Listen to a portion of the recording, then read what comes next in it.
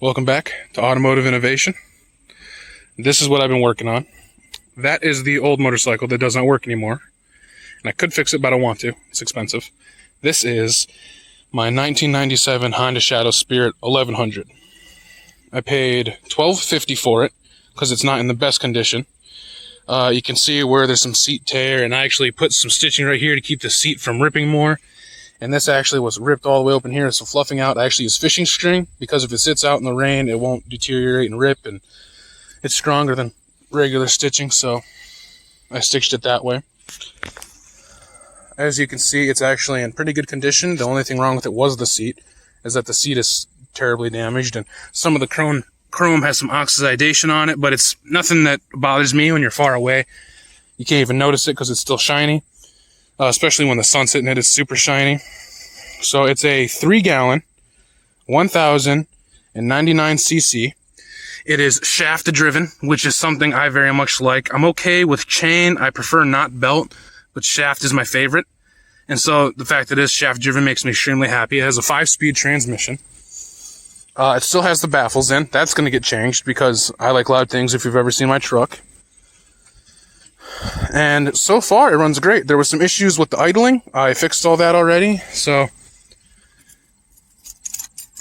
it's got the turn down handlebars like all Honda Shadows usually do. And I'm actually a bigger fan of that style where you can have the handlebars turned down. So just like that, light comes on. So you have an oil light, a temp light, and it tells you your kickstand is down. This is actually water cooled. You can see the radiator right there. I really prefer that because it makes me feel like I'm going to make sure my motorcycle is always going to be at operating temperature. You can see where the owner previously scraped it. Nothing too big. I could get a can of the OEM White Pearl Glacier and the American Red if I wanted to and touch it up, but it's not a big deal to me. I'm not really worried about it. So it's got a real good front brake.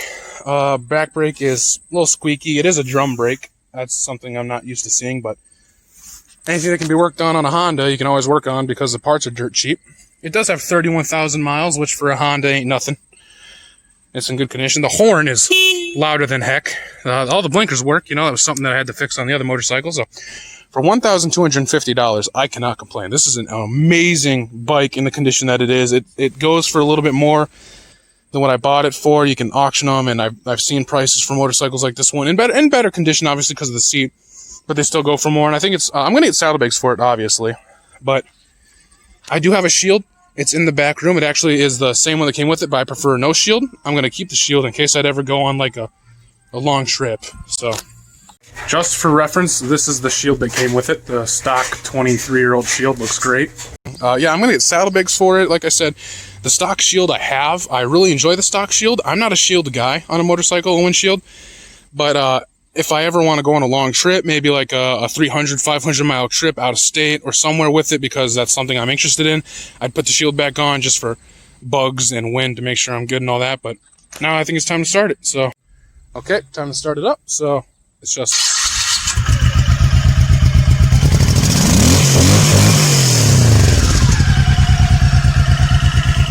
runs great. It doesn't have, actually, it does not have the knocking noise that these motorcycles would normally have, because what happens is how old they are, people don't drive them as much. This one actually has 31,000 miles, which is actually why I bought it. Motorcycles that are the earlier Honda Shadow Spirits that have low mileage tended to have an issue where you let them set for long enough and the oil would foam up no matter what oil it is, and your lifters that are automatic would actually start hitting the top of the thing.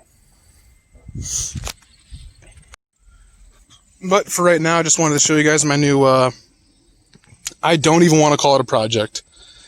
I'm not going to be doing too much of this stuff to it by myself. I don't want to screw it up like I ended up doing with the Honda over there. But I'm going to do an oil change. I'm going to do the oil inside of the chain area that connects to the drive shaft change, and a coolant change. I'll make a video about that. We cleaned it up. It was covered in bugs. I just thought I'd get it shown, and I'll obviously make a test drive video later. This is just me showing you guys my new 1997 Honda Shadow Spirit 1100. Like, comment, and subscribe, and I'll see you guys in the next video.